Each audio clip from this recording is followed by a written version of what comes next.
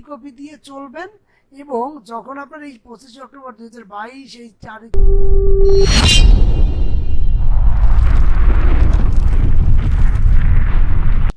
Hello viewers, welcome to BRT solution.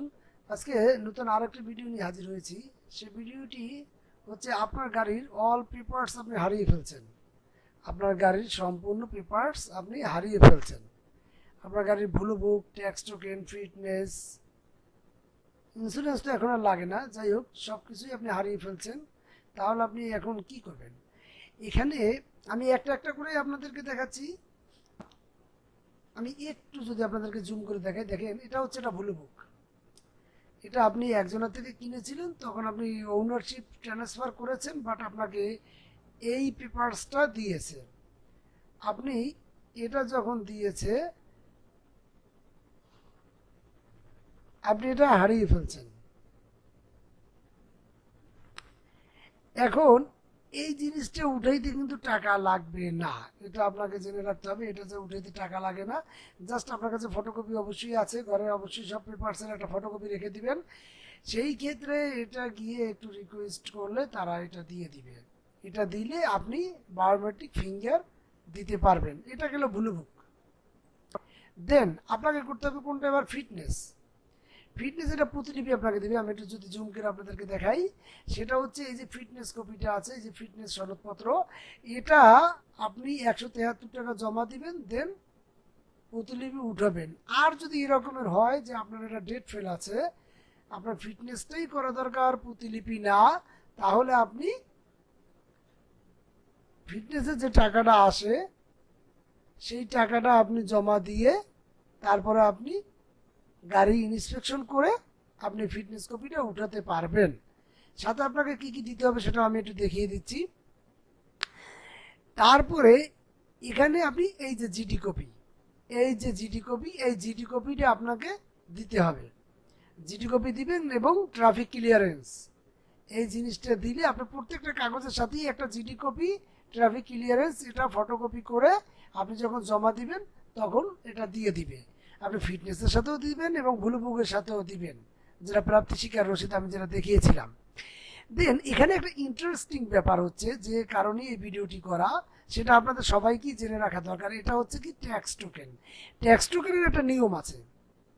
Tax টোকেনের প্রথম নিয়ম আপনারা জেনে রাখেন, সেটা হচ্ছে আপনি এই ট্যাক্স টোকেন যে ব্যাংক থেকে করবেন, সেটা মিরপুর বিআরটিএ হোক, উত্তরা বিআরটিএ হোক, কিংবা ইকুরিয়া বিআরটিএ হোক, কিংবা আউট অফ ঢাকা যে কোনো জেলায় হোক না কেন, মনে রাখবেন যে যে ব্যাংকে বিআরটিএ টাকা জমা নেয় সেই সেই ব্যাংকে গেলেই কিন্তু আপনার এই ট্যাক্স টোকেন তারা দিবে না।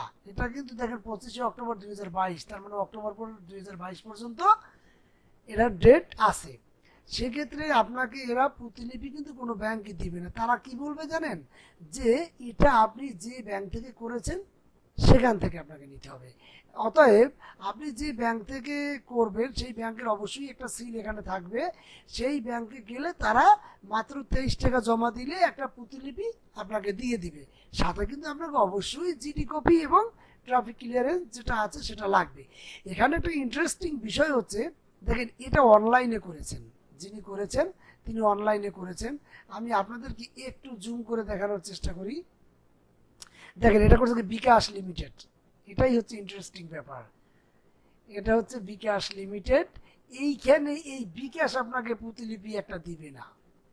এটার জন্য আমিও ট্রাই করেছিলাম, তারা আমাকে এই প্রতিলিপি তারা দিবে না। আমি ফোন করেছিলাম। এখন আপনার করণীয় কি? এখন এটা আপনাকে যে কোনো বিআরটিতে যাওয়ার পরে ওই ব্যাংক যদি ইচ্ছা করে তাহলেই দিতে পারবে। সেই ক্ষেত্রে আপনাকে ওই ধরনের তাদের সাথে একটা সম্পর্ক থাকতে হবে, চিন পরিচয় থাকতে হবে, তাহলে যদি তারা দেয়, তাছাড়া দিবেই না এটা কোনোভাবেই। তাহলে উপায় কি? মনে করেন আপনি ব্যাংকে বিকাশ আপনাকে দিল না, বিকাশ লিমিটেড লেখা আছে সিলে, বিকাশ দিল না, কোনো ব্যাংক আপনাকে দিল না, তাহলে কি আপনি পেপারসটা পাবেন না? অবশ্যই পাবেন।